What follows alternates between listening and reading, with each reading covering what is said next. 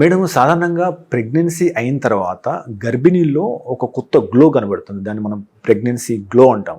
So ఇది అందరిలో ఉంటుందా? కొందరిలో ఉంటుందా? దీని గల కారణాలేంటి? చాలా హ్యాపీ క్వశ్చన్ అడిగారండి. సో ప్రెగ్నెన్సీ గ్లో అన్నది ఎవ్రీవన్ వాంట్స్. సో అండ్ మాకు వచ్చే పేషెంట్స్ అందరూ కూడా చక్కగా ఫస్ట్ టైం వచ్చినప్పటికన్నా తర్వాత ఇంకా హెల్దీగా విత్ గ్లో కనపడుతుంటే మాకు కూడా చాలా ఆనందంగా ఉంటుంది చూడటానికి. సో ఈ ప్రెగ్నెన్సీ గ్లో అన్న దానికి మల్టిపుల్ రీజన్స్ అండి. సో అందరికీ ఉంటుందా అంటే నో, అందరికీ ఉండదు. Okay, most of them have. ఎందుకు అంటే first thing is yes, pregnancy వల్ల, ప్రెగ్నెన్సీలో రిలీజ్ అయ్యే హార్మోన్స్ వల్ల, ఆ ఇంక్రీజ్డ్ ఈస్ట్రోజన్, ప్రొజెస్ట్రాన్, ఈ హార్మోన్స్ వల్ల బ్లడ్ సర్క్యులేషన్ అన్నది స్కిన్కి బాగా ఇంప్రూవ్ అవుతుంది.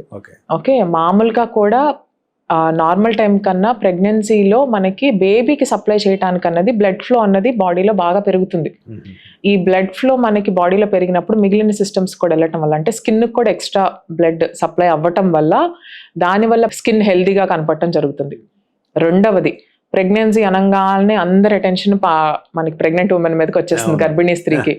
ఇది తినమ్మా, అది తినమ్మా, ఇది తినమ్మా అని చెప్పని నార్మల్ టైం కన్నా తను ఎక్కువగా రెస్ట్ తీసుకోవటం, కేర్ తీసుకోవటం, ఆర్ హెల్దీ ఐటమ్స్ అంటే న్యూట్రియంట్ ఫుడ్ తీసుకోవటం, అంటే నట్స్ కానీ ఇవి కానీ, ప్రెగ్నెన్సీ బాగుండాలి అని తీసుకునేవి మనకి లక్కీగా that advantage comes to the skin also. Okay, so దానివల్ల.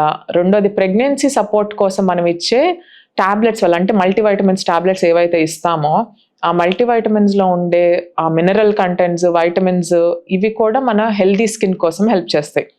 సో ఇవన్నీ యాడ్ ఆన్ అయ్యి మనకి ఆ ప్రెగ్నెన్సీ గ్లో అన్నది చూస్తాం. మీరు తీసుకునే అదే మందులు, అదే నాణ్యమైన మందులు మెడ్ ప్లస్ బ్రాండ్స్ పై సగం ధరకే.